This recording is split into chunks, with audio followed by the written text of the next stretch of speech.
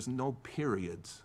The thought is understood more clearly by beginning with the concluding point in verse 18. This is how it's presented in Greek. For this is the will of God in Christ Jesus for me. It says there, to in everything give thanks, praying without ceasing, and thus rejoicing always. That's how this phrase goes about. The phrase there, for this is the will of God in Christ Jesus for me, sums up the entire thought, which is to be understood basically in reverse. So it might have been easier to write it that way, but it's not. In the original language, it's meant to be understood like this. And understanding that, it's what brings all the difference. Because if I was to put a period at the end of rejoice always, if that was one phrase, and see that as a separate phrase from this complete thought, the way it's constructed, I fail right there. Because my tendency is to assess my reason for rejoicing upon my present circumstances, which are not joyful.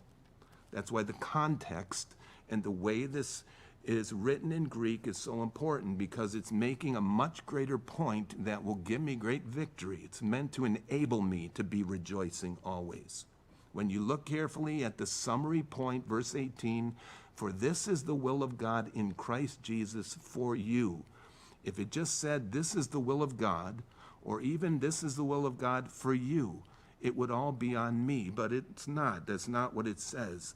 This is the will of God in Christ Jesus for me. So this phrase is qualified as pertaining to born-again believers, only those who have entered into a growing relationship with a living Lord, only those who are in him, as verse 18 says.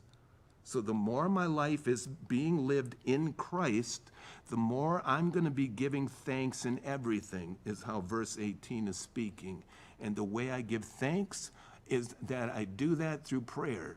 So if I am giving thanks in everything, because I'm able to see who I am in Christ Jesus, because I'm able to see who I am in Christ, no matter what my earthly circumstances, I will be communicating my thankfulness to God through unceasing prayer, and I will experience joy by doing that only he alone can give.